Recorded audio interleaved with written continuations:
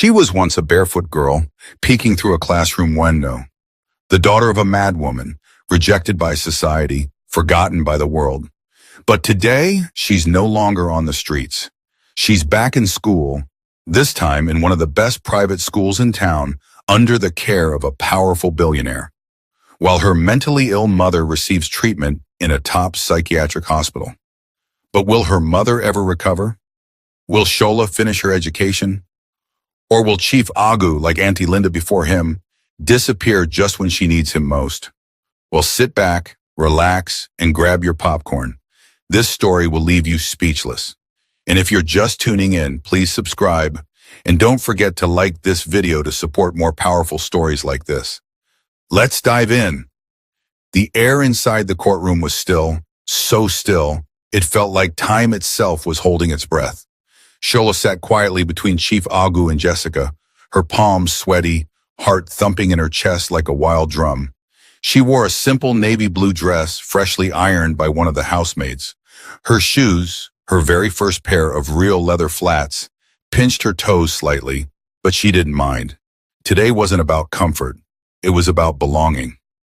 She glanced up at the towering walls, the rustle of papers, the cold faces of lawyers and reporters, the old fan rotating lazily overhead.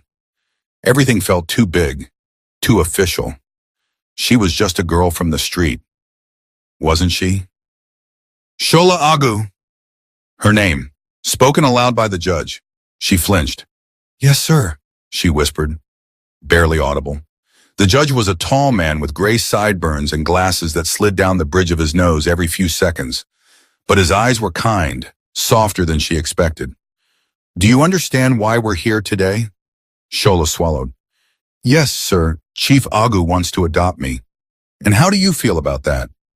Her throat tightened. She looked at Chief Agu, who gave her a small nod, reassuring, steady, like the ground beneath her feet when the world shook. I feel like I'm finally home, she whispered. The judge leaned forward slightly. Are you sure you want this? You're not being forced? Shola turned to Jessica, whose eyes brimmed with silent excitement. Then she looked at the man who had once pulled her from the pit of poverty and placed her at the head of his table. No one forced me, she said louder now. I choose him. There was a murmur across the room. The judge smiled gently and turned the page before him. By the authority vested in this court in the state of Lagos, I hereby approve the petition of Chief Maxwell Agu to adopt the minor, Shola, into his legal and rightful custody. He raised the gavel. This court recognizes Shola Agu as the lawful daughter of Chief Agu from this day forward. Bang! The gavel struck wood, and something inside Shola shattered, something heavy, something old. The walls around her heart that had stood like prison gates since childhood finally crumbled. She wasn't nobody anymore. She was Shola Agu, daughter of a billionaire, daughter of love. Tears spilled down her cheeks before she could stop them. She gasped as Jessica wrapped her arms around her neck, sobbing into her shoulder. We're sisters now, Jessica cried. We've always been, Shola whispered. The media outside exploded with questions as the three stepped out of the courtroom. Cameras flashed. Reporters shoved microphones in their faces. Chief Agu, why adopt a street girl? Shola, how do you feel today? Jessica, what does this mean for your family? But none of them mattered, not now. Chief Agu placed a protective hand on Shola's shoulder and said only one thing. She is my daughter, and I'm proud of her. Later that evening, back at the mansion, the staff had prepared a small, welcome celebration. Balloons floated in the living room. The cook prepared fried rice and peppered chicken. Even the housekeeper, who once frowned at Shola's dusty feet, now smiled and handed her a wrapped gift. Jessica grabbed her by the hand and led her to the dining room where a white cake stood on the table. It read, Welcome home, Shola Agu. She stood there stunned. She'd never had a cake with her name on it. She'd never even had a real birthday. Now this? Jessica handed her a knife. Cut it. Let's celebrate your new life. Shola stared at the icing, her hands trembling. But just before she cut into it, she turned to Chief Agu. Her voice quivered. Why me, sir? There are so many children like me. Why did you choose me? Chief Agu didn't speak right away. He walked to her, knelt so their eyes were level, and replied, Because when I found you, you had nothing. But you gave my daughter everything. Joy, confidence, hope. And without even knowing it, you gave me something too. A second chance to be a father. Shola's lips trembled. I don't know how to be a daughter. I've never had a family. He smiled gently. Then we'll learn together. She nodded slowly, then sliced into the cake. That night, as the celebration faded and the mansion quieted down, Shola sat on the balcony outside her new bedroom, staring at the stars. Her heart felt full, but confused. How had a girl from the gutter ended up in a place like this? God, she whispered into the night, I don't deserve this. But thank you, I promise. I won't let you down. Somewhere down the hallway, Jessica was already snoring. Somewhere across town, her mother slept in a hospital bed, still calling stars by the wrong names. And somewhere deep within her soul, Shola felt something she had never known before. Peace. Real peace, because finally, at last, she was no longer alone. She was no longer forgotten. She was home. The stage was set, literally. Red carpet lined the floor of the Grand Lagos Civic Center. Banners hung proudly across the hall reading, National Spelling Bee Championship, The Minds of Tomorrow. News crews were everywhere. Flashbulbs burst. Parents murmured nervously in the crowd. Children whispered rehearsed words under their breath. But backstage in the far left corner, Shola sat quietly, legs crossed, eyes closed. Her lips moved without sound. She was spelling, not out loud, but in her mind. CONQUERREDEMPTIONINTLLIGIBLE. Words were her comfort zone now, each one a key unlocking the doors poverty had once sealed. Jessica nudged her gently. Nervous? Shola opened her eyes. No, just ready. Jessica smiled. Let's do this. For the mango tree. Shola grinned. For the mango tree. They were among the top 5 finalists in the country, each one a child genius from a top-tier private school. All of them wore freshly ironed uniforms and confident smirks, until they saw Shola and Jessica step forward.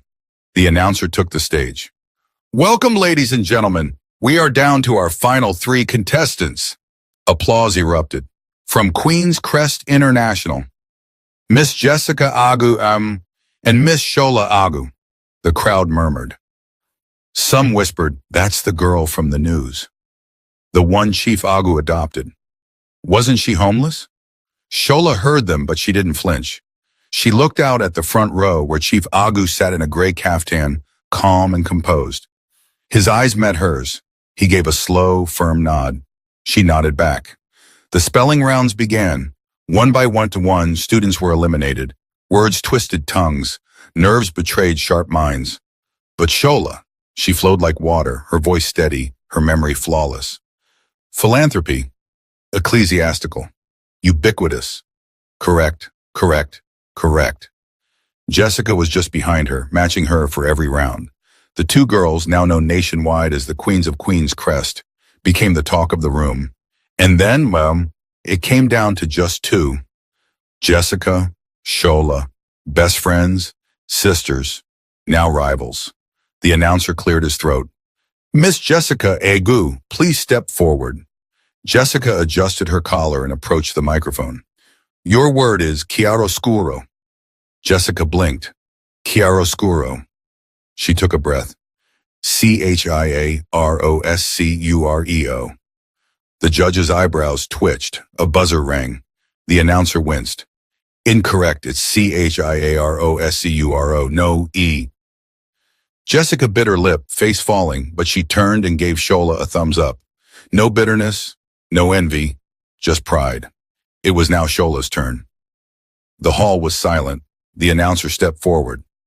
Miss Shola Agu, if you spell this correctly, you will be our national champion. She stepped up. Your word is epistemology. The room collectively inhaled, the kind of word that paralyzes even the best students. But Shola didn't blink. She whispered to herself, Epi means knowledge, like epiphany. Then she said it clearly. EPISTMOLOGY. A heartbeat passed. Correct! The audience exploded. Chief Agu stood. Jessica clapped so hard her palms turned red. Shola stood frozen for a moment. She had done it. From writing in the dust with a stick to holding the national trophy in her hand, she was the youngest girl in Nigeria's history to win the spelling bee. News agencies flooded the stage. Shola Agu, from street to stardom. Chief Agu's adopted daughter spells her way to history. That night, Shola and Jessica were all over social media, but not everyone celebrated. An anonymous user uploaded an old photo of Shola, barefoot, dusty, sitting beside her mother in rags. Then came the tweets. "This is the champion? A gutter girl?" Chief Agu is embarrassing his legacy. "Keep your orphans off national TV." Pity adoption for PR. The comments stung. Jessica found Shola sitting alone on the balcony that night, scrolling through the hate. "Turn it off," Jessica whispered. Shola's eyes stayed fixed on the screen. "Why do they hate me for surviving?" "They hate what they can't understand," Jessica replied. "But you don't have to let their words stick." Shola looked up. "But what if they're right? What if I don't belong here?" Jessica walked forward and hugged her from behind. "Then none of us do." Chief Agu joined them moments later. He sat beside Shola, took her phone gently, and placed it face down. "Let me tell you something," he said. "When I was a young man building my first company, people called me a bush boy with no class. Now those same people beg me for partnerships." He turned to her. "They laughed when you wrote in the dirt. Now they're choking on your dust. You don't need to prove yourself anymore, Shola. You've already done the impossible." Shola blinked away tears. "It still hurts." "I know," he said softly, "but scars make us human. Let them talk. Their noise is just proof that you're rising." Jessica smiled. "Exactly. They're watching your feet because they're scared of your wings." Shola chuckled through her tears. Then she whispered, "Let's fly, hey." The letter came in a plain white envelope. No fanfare, no golden seal, no fireworks. Just a return address stamped in tiny print. Global Scholars Program, International Education Fund, Washington, D.C., USA. Shola almost threw it away. She had applied months ago after one of her teachers secretly submitted her name, attaching a glowing recommendation in her spelling bee footage. There had been over 18,000 applicants from around Africa. The odds were laughable. Still, she had dared to hope. She sat in her room, staring at the envelope for 10 full minutes before opening it. Jessica barged in without knocking. "Are you okay? The cook said you've been quiet since morning." "I think," Shola whispered, holding up the letter, "I just got into the most prestigious scholarship in the world." Jessica froze, then screamed. That evening, the Agu mansion turned into a celebration ground. Shola had not only been accepted into the Global Scholars Program, she had ranked first out of all African applicants. Her acceptance came with a full scholarship to one of the top STEM boarding schools in the United States, a travel stipend, a laptop and learning tools, and mentorship by professors from Harvard, MIT, and Oxford. When Chief Agu saw the letter, he didn't smile right away. He just stared at it, then at her, then stood up and walked out of the room. Shola's heart dropped. Had she upset him? Was he angry? She followed him to the backyard where he stood quietly under the mango tree, their tree. She approached carefully. "Sir?" He didn't turn. "Do you know what I was doing when I was your age?" he asked softly. Shola shook her head. "I was selling kerosene by the roadside, barefoot, skipping meals so my younger brothers could eat." He turned to her then. His eyes were full, glassy. "You were sitting in the dust with nothing, teaching my daughter from scraps. Now you're going to represent this country on a global stage." Tears rolled freely now. "I'm not just proud of you, Shola. I'm honored to know you." Shola blinked hard to hold back her own tears. "I couldn't have done it without you." He walked over and placed both hands on her shoulders. "No, you did it in spite of everything. I was just a witness." News of Shola's scholarship broke the next day. Homeless girl turned national champion wins U.S. scholarship. From street to STEM, meet Nigeria's rising genius. Shola Agu makes Africa proud, TV stations called. UNICEF requested an interview. Celebrities posted her photo with captions like, "Black Girl Magic," and "Let's invest in education." But even as the world celebrated her, Shola's heart remained split. Because while she packed her bags and prepared for a new world, a small part of her was afraid. What if she got there and did not fit in? What if they laughed at her accent? What if she failed? The night before her flight, she sat again under the mango tree with Jessica.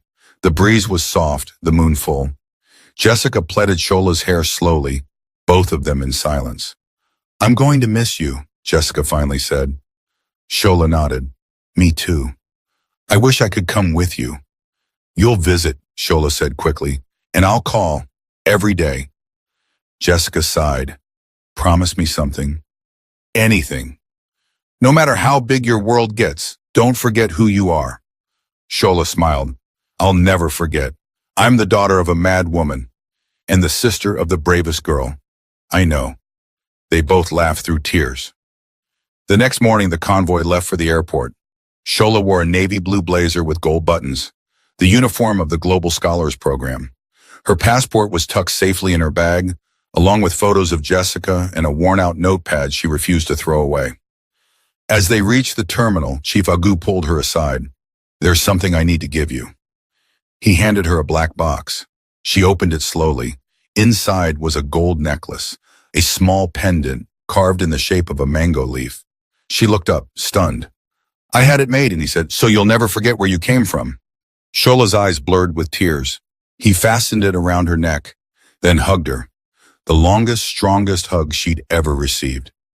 "My daughter," he whispered, "fly and don't look back, unless it's to help someone else up."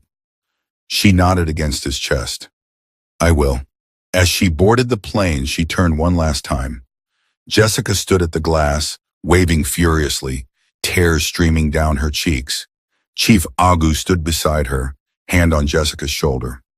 Shola placed her palm on the window and whispered, "I'll make you proud." The engines roared, the runway stretched ahead, and with one final breath, she took off. Not just into the sky, but into destiny. 3 months had passed since Shola left for the United States. Her life had become a whirlwind of labs, libraries, and leadership seminars. She walked hallways with students from over 40 countries, discussed climate change with scientists, and presented a paper on neurological learning in children, all while wearing a badge that read, "Shola Agu, Nigeria." But back home, something just as extraordinary was happening. Abini, the woman the world had called mad, was waking up. Dr. Aisha had warned Chief Agu that recovery would be slow, uncertain, and painful. "Psychosis that has lasted this long doesn't heal overnight," she had explained, "but your consistent support, the medication, and a safe environment are making a difference." At first, there were only flickers, Abini blinking at sunlight without screaming, whispering lullabies instead of shouting at walls. Then came the day she asked, "Where's my plate?" like a person fully present. The medical team watched her like a miracle. By month 4, she could string conversations. By month 5, she was attending therapy and asking questions. And by month 6, the question came, "Where's my daughter?" The nurse froze. "Your daughter?" "Yes," Abini said softly, tapping her chest. "She used to call me Mummy." "Where is she?" The hospital immediately contacted Chief Agu. Within hours, he booked a flight and called Shola overseas. "Your mother is coming back," he said gently, "and she's asking for you." Shola's heart skipped. Is she okay?" "She's not the same, but she's no longer lost." Tears pooled in her eyes. "I'm coming home." It was raining the morning Shola arrived at the hospital. She stepped out of the car slowly, clutching a bouquet of sunflowers. Abini's favorite, or at least the flower she used to mumble about during lucid moments. Jessica joined her, holding an umbrella over both of them. "Ready?" she asked. Shola nodded, though her stomach felt like it was in knots. They walked through the hospital's psychiatric wing, greeted by nurses who all knew her story. "She looks so much like her mother," one whispered. They arrived at the visitation room. Abini sat on a bench, staring out of the window, dressed in a clean Ankara wrapper and sweater. Her hair was combed into neat braids, her skin glowing from months of care. Shola took a deep breath. then stepped inside. Mummy! Abini turned slowly. She blinked, paused, then tilted her head. I'm sorry, she said slowly. Do I know you? Shola's breath caught. It's me, Shola, your daughter. Abini squinted. My daughter died. They told me she fell into a gutter and the rain took her away. No, Mummy, I'm here. You used to sing me Yoruba lullabies. You called me princess. We used to beg together at mile 12. The man with the guitar gave us bread once, remember? Abini's face remained blank. She looked away, pressing her hand to her forehead. I don't remember. Shola dropped the bouquet. She sank to her knees. Jessica rushed forward holding her. It's okay, Jessica whispered. She's trying. Give her time. But time didn't change what was already breaking. Over the next few days, Shola visited every morning. She brought her mother a new wrapper, some biscuits, an old songbook, and photos. Photos of her at Queen's Crest, at the spelling bee, even under the mango tree. But each time, Abini would smile politely, then say, You're very kind, dear, but I have no daughter. On the 6th day, Shola snapped. She stood up from her chair, voice cracking. Do you know what I went through? I bathed you with gutter water. I carried you across the street while people threw stones at us. I fed you soaked curry while I starved. I fought boys who laughed at you. And now you don't even remember me? Her mother stared blankly. Shola turned and ran out of the room. Jessica found her sitting under a mango tree planted outside the hospital garden, hugging her knees. She's gone, Shola whispered. She's alive, but she's not my mother. Jessica sat beside her. No, she's just healing. The mind heals like broken bones, not all at once, and sometimes not the way we expect. Shola wept into her arms. On her final day before returning to the U.S., she went to say goodbye. She found Abeni singing to a flower in a vase. Shola knelt beside her and said softly, Even if you don't remember me, I will always remember you. She placed a framed photo in Abeni's hands, one they had taken in the early days at Queen's Crest, under the mango tree. In it, Shola was smiling. Abeni, though wild-eyed, was laughing. Abeni stared at the photo for a long time, then said, She looks like me. Shola smiled through her tears. She is you. Abeni turned to her and placed a hand on her cheek. You have a beautiful heart, my dear. Shola placed her hand over her mother's. You gave it to me. As she walked out of the hospital, Shola whispered a silent prayer. God, if she never remembers, it's okay. Just keep her safe. Keep her smiling. That night, Chief Agu hugged her. She may not remember your face, he said, but the love you gave her, it's still there, somewhere inside. And that love made you who you are. Shola nodded. Maybe. That's enough. It began with a knock on the mansion gate. Not a loud, impatient knock, but deliberate, calculated, quiet, yet filled with intention. The gatekeeper at the Agu residence, Musa, opened the small hatch to see a man in a faded brown suit, his face weathered by time and hard living. His eyes were sharp, cold, and too familiar. I'm here to see Chief Agu, the man said. Your name, sir? He held out a stained envelope. Give him this. He'll understand. Inside the envelope was a letter. Simple. No greetings. No title. I am the biological father of Shola. Her mother's name is Abeni. I abandoned her years ago, but I have come for my child. I am ready to take her back now. Signed, Oladipo Akambi. When Chief Agu read it, something inside him hardened. The hand that had carried Shola, fought for her, adopted her, now trembled, not out of fear, but fury. He took a deep breath, then called Shola.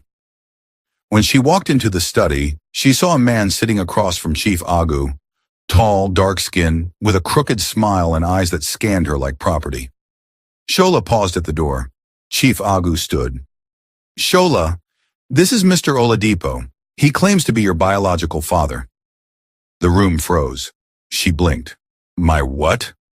The man stood and nodded. You've grown. You look just like your mother. She backed up slightly. How do you know her? He shrugged. She was mine, long ago, until she went mad. Shola felt her knees weaken. Jessica, standing quietly in the corner, stepped closer to her. You abandoned us, Shola whispered. I didn't abandon, Oladipo replied coolly.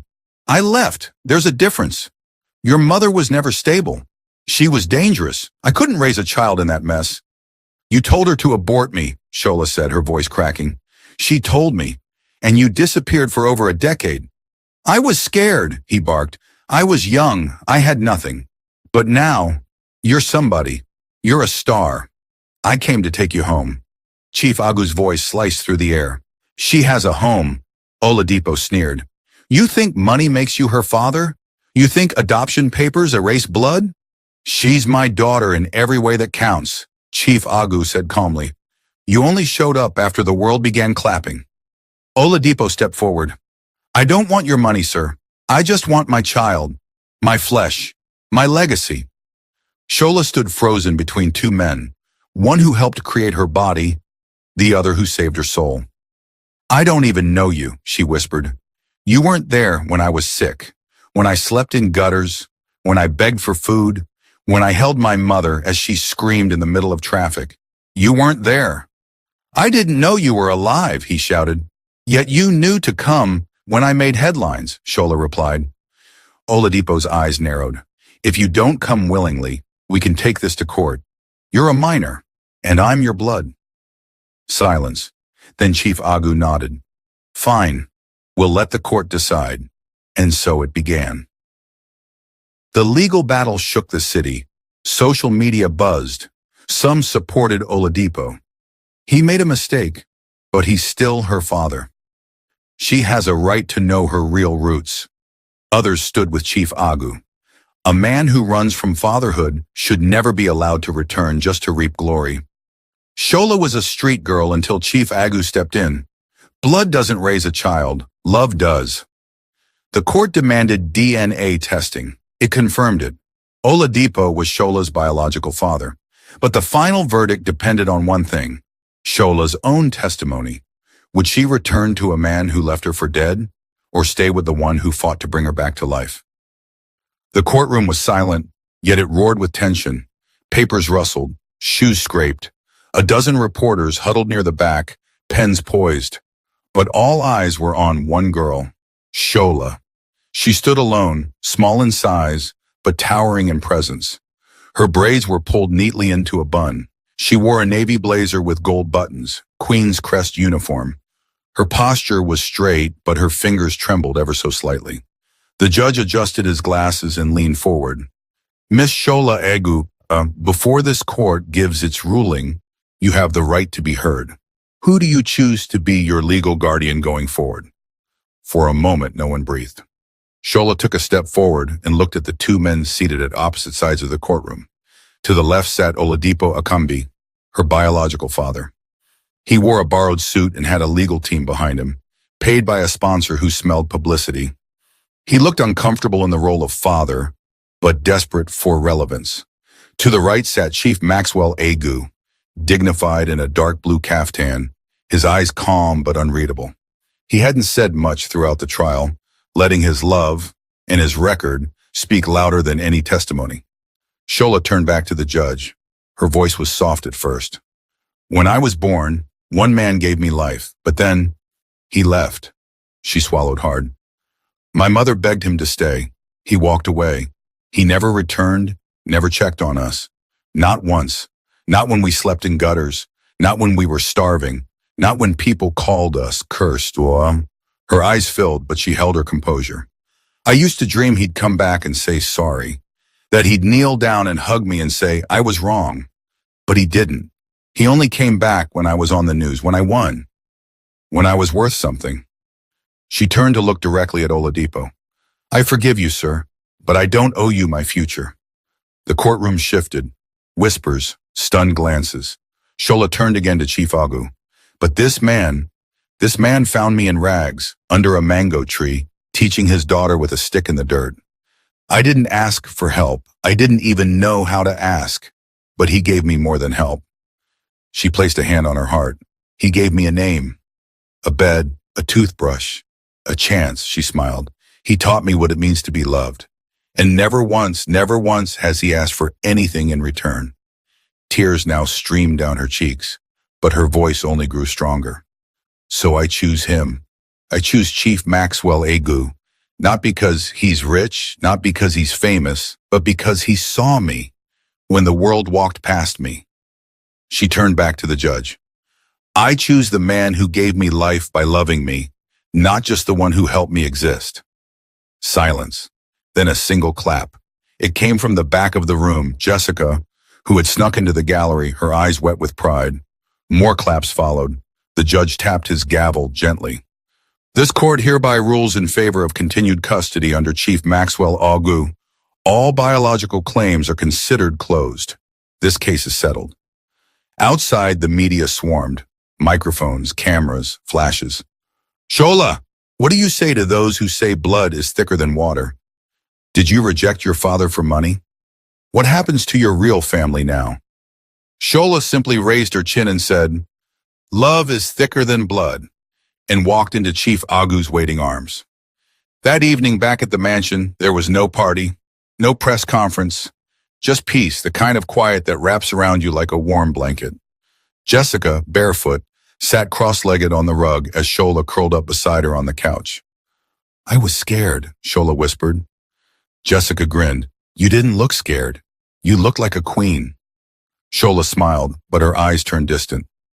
10 years later, the once dusty courtyard of Queen's Crest International School now had a golden plaque near the front gate, in honor of Shola Agu, from street to scholar.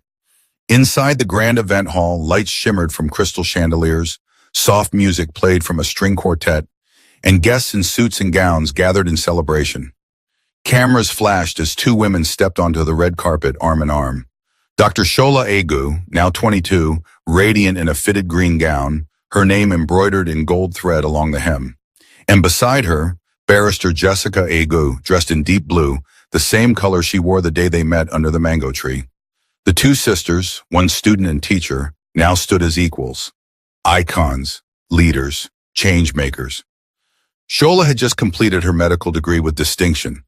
But not just any medical degree. She specialized in neuropsychiatry, the very field that once defined her deepest wound.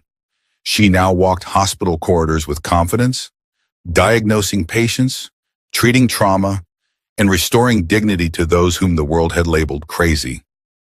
Because she knew their pain. She had lived it. She had held her mother's hand when no one else would. Jessica, on the other hand, had become one of Nigeria's youngest and most fearless human rights lawyers. She defended children accused of witchcraft, advocated for prison reform, and was known in the courts as the voice of the voiceless. But tonight they weren't in court or at a hospital. They were at the official launch of their joint foundation, the Mango Tree Foundation for Mental Health and Dignity, a nonprofit built to provide free mental health care, safe homes, therapy, and rehabilitation to mentally ill individuals and their families across Nigeria, especially the poor, the homeless, and the forgotten. As the program began, the MC took the stage. Tonight, he said, we celebrate not just two brilliant women, but a vision born from ashes, a friendship born under a mango tree, and a love story not of romance, but of redemption. Applause thundered. Jessica stepped up first. She took a deep breath, scanning the crowd. "I remember being called dumb," she began, her voice calm but strong. "I remember teachers rolling their eyes when I raised my hand. I remember feeling small, unworthy, invisible, until a barefoot girl in rags taught me that my mind was not broken. It was just waiting for the right teacher." She turned to Shola and smiled. She was that teacher. The crowd clapped as Jessica stepped back and gestured for Shola to come forward. Shola approached the mic, holding a small notepad, not because she needed it, but because she still carried reminders of where she came from. "I was called the daughter of a madwoman," she said plainly. "I was chased from schools, slapped by strangers, and laughed at while my mother begged for bread." The hall grew quiet. "I never thought I'd be standing here, let alone wearing a doctor's coat, let alone opening a foundation. But I'm here because one man saw me, one girl believed in me, and one mango tree became my classroom." For a long time, I thought being wanted by my real father would fix something. Like maybe if he came back, it would heal the hole I carried. Jessica was quiet. But now I know that hole was filled a long time ago, not by him, but by all of you, by Dad, by you, by this home. Jessica leaned over and rested her head on her sister's shoulder. You were never missing a father, Shola. You were just waiting for the right one. Later that night, as guests sipped juice and celebrated, Chief Agu stood in a quiet corner of the courtyard, smiling silently as he watched the two young women. Jessica was speaking to a judge from Abuja. Shola was laughing with a group of international doctors, two girls he had once called my daughters, now leaders in their own right. He closed his eyes and whispered, "Thank you, God. You gave me daughters I didn't ask for, but I will spend my life protecting." The following week, the foundation opened its first facility.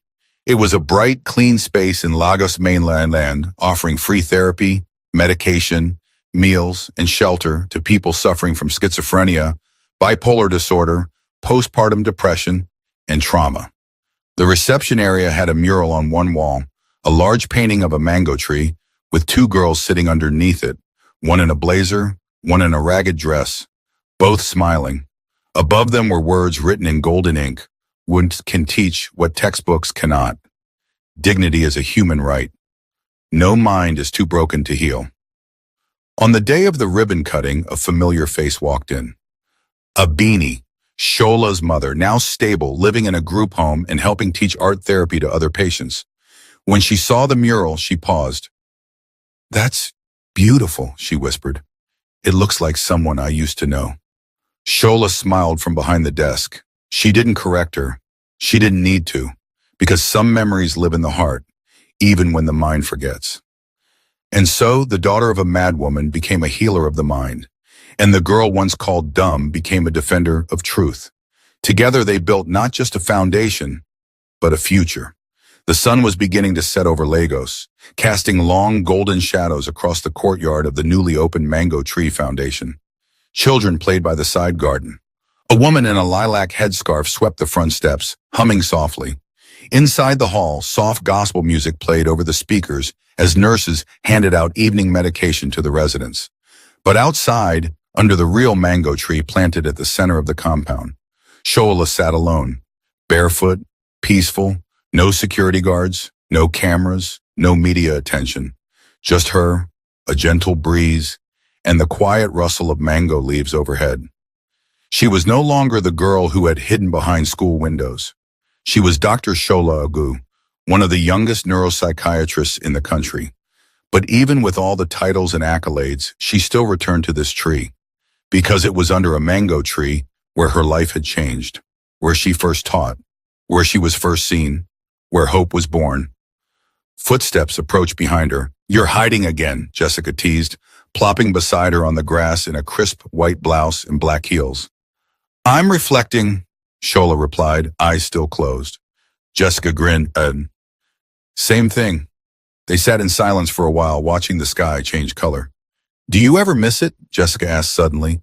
"Miss what?" "The mango tree at Queen's Crest. The way we used to sneak lunch together, solve math problems, and dream about what we'd become." Shola opened her eyes and smiled. "I don't miss it, I carry it." Jessica turned. "What do you mean?" Shola pointed to her chest. "It's here. Every time I speak to a patient who's forgotten their name. Every time I hug a mother who thinks her child is cursed. Every time I see a girl with a notepad under a bridge, I remember who I was, and I remember what we built." Jessica nodded, emotion catching in her throat. "You think people will ever stop judging the mentally ill?" Shola was quiet for a moment, then said, "Maybe not, but even if they don't, they'll never be able to say again that no one cared." Later that evening, the foundation held a quiet memorial in honor of a patient who had passed away, an elderly woman who died peacefully in her sleep, holding a photo of her son she hadn't seen in 30 years. Shola led the prayer. Afterwards, she stood with the woman's daughter, holding her hand. "She was not mad," Shola said. "She was misunderstood, and now she is free." The woman wept into her arms. Jessica watched from a distance. "She's not just a doctor," one of the nurses whispered nearby. "She's a light." And truly, Shola had become more than her name. She had become a symbol of survival, of education, of second chances. That weekend, Chief Agu threw a private dinner in the mansion garden. Just family and close friends. A beanie was there, sitting gracefully, her eyes clearer than they had ever been. She no longer remembered the streets or the voices that haunted her, but she remembered music. She sang softly that night as a young boy strummed a guitar nearby. Shola watched her from across the table, holding back tears. Jessica leaned in. She may not remember you fully, but you made her whole again. Shola nodded, and that's enough. Later that night, Chief Agu stood to give a toast. To daughters, he said, raising his glass. Daughters who remind us that family isn't who we create, it's who we fight for. He looked at both girls. You saved my life, each in your own way, and through you, many more will live. Shola stood next. She turned to him. I used to beg the stars to just see me, not to rescue me, not to make me rich, just see me, and then one day a man did. She raised her glass. To the man who didn't just see a madwoman's child, but saw a daughter. The room went silent. Then applause erupted. As the night wound down, Shola returned to her room, the same guest room that had become hers over a decade ago. She opened her drawer and pulled out her most prized possession, a small old notepad with frayed edges. Inside were faded scribbles, math problems written with charcoal, vowel sounds from the day she hid by the window, even Jessica's name written in shaky handwriting with a blunt pencil. She held it to her chest and whispered, I made it, Mama. The next morning, as the gates of the Mango Tree Foundation opened to welcome a new batch of patients and volunteers, Shola stood at the entrance beside Jessica. They wore matching shirts with the foundation's logo. Below the logo were the words, No one is too broken to be healed. Shola looked at the crowd, young people, elderly women, teachers, university students, journalists, all inspired by what two girls under a mango tree had started. She took a deep breath and stepped forward. Today, across Nigeria, the Mango Tree Foundation has opened 6 centers in 5 different states. Thousands have been treated, hundreds reunited with families, and dozens have gone on to become advocates themselves. But it all began with a homeless girl, a broken mother, a window, a friendship, and a mango tree. Shola's name is now listed among Nigeria's most influential young women. But if you ask her where it all started, she'll smile, point to her heart, and say, right there, in the dirt, with a pencil and a dream. Shola's story reminds us that no child is born worthless, and no condition makes someone unlovable. It proves that one act of kindness, one chance, one friendship, can spark a legacy that changes the world. Share your thoughts in the comments. What touched you most in this journey? Don't forget to like this video if it inspired you. Share with someone who needs hope today. And if you haven't already, please subscribe and turn on the notification bell so you don't miss our next powerful story. Thank you so much for watching. And remember, there is always hope, even under a mango tree.